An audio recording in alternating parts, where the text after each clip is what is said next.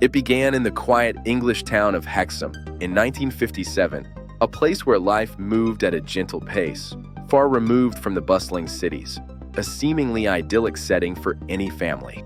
John and Florence Pollock were ordinary parents, raising two young daughters, Joanna, age 11, and Jacqueline, age 6.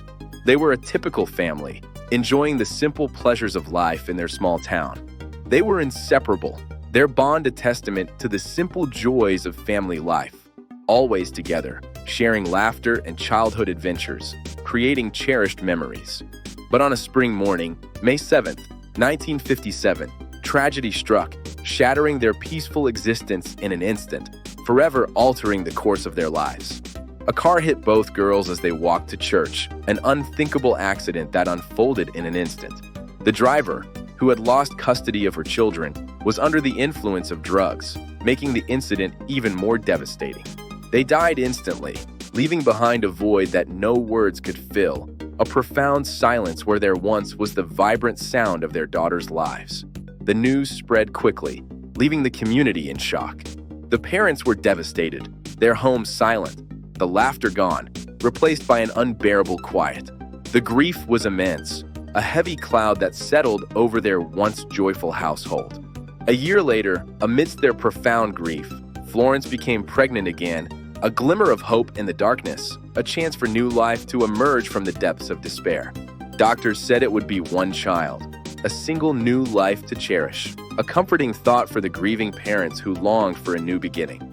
Yet, defying expectations, on October 4th, 1958, she gave birth to twin girls, Jillian and Jennifer, a miraculous double blessing that brought both joy and an unexpected sense of wonder. John immediately noticed something impossible, a detail that defied rational explanation and sent a shiver down his spine, hinting at a connection beyond the ordinary. Jennifer had a birthmark on her hip, identical to Jacqueline's, a striking and uncanny resemblance to a scar Jacqueline had from a childhood accident, a detail that was impossible to ignore.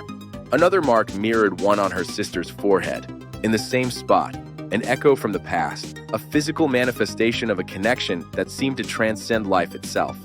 As they grew, the twins began to speak of places and people they had never met, yet described with vivid detail, recounting memories that seemed to belong to someone else. When visiting a town they'd never been to, they pointed out landmarks from Joanna and Jacqueline's lives, the school, the playground, the swings, demonstrating an inexplicable familiarity with the area. They knew the names of family friends who had died years earlier, speaking of them as if they were still present, recalling details about them that only Joanna and Jacqueline would have known. When they received their older sister's toys, the twins instantly recognized them, a moment of profound recognition that left their parents speechless and deeply unsettled. "Those are ours," they said, with an undeniable sense of ownership, as if these toys had always belonged to them, despite never having seen them before. "This is Mary's doll. That's my teddy," they declared, naming them precisely, recalling the specific names their deceased sisters had given to their beloved playthings. Their parents stared in silence, grappling with the inexplicable events unfolding before them, trying to reconcile what they were witnessing with their understanding of reality. John kept detailed notes, meticulously documenting every strange occurrence, later examined by psychologists, hoping to find a logical explanation for these extraordinary phenomena. One expert, Dr. Ian Stevenson of the University of Virginia, a respected psychiatrist, investigated over 2,000 cases of claimed reincarnation, dedicating his career to understanding such mysteries. He called the Pollock Twins one of the most convincing he had ever seen, a powerful endorsement from a seasoned researcher who had encountered countless similar claims, yet found this one particularly compelling. At age 5, the twins began losing the memories, a gradual fading of their extraordinary recollections, as if a veil was slowly descending over their past lives. By age 7, the recollections had faded completely, just as many other alleged reincarnation cases do, leaving only faint echoes of what once seemed so vivid and real.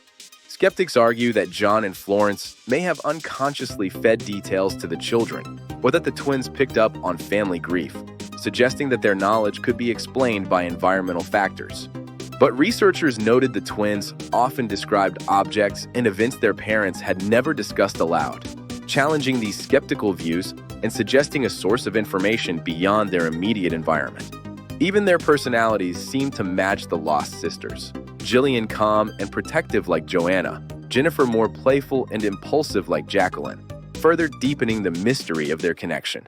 When shown photographs of places the older girls had visited, the twins recognized them without hesitation, a powerful visual confirmation that added another layer of intrigue to their story. For the Pollock family, the evidence wasn't proof of reincarnation, but it was enough to make them believe that love, somehow, does not end with death, offering them comfort and a sense of continuity. Dr. Stevenson later said, "If even one of these cases is genuine, our understanding of life and consciousness must change." A profound statement that challenges conventional scientific paradigms and opens the door to new possibilities. Today, the Pollock twins are still alive, and both say they no longer remember those early memories. The extraordinary experience is now a distant past, a chapter closed in their lives. But somewhere between grief and mystery lies the truth.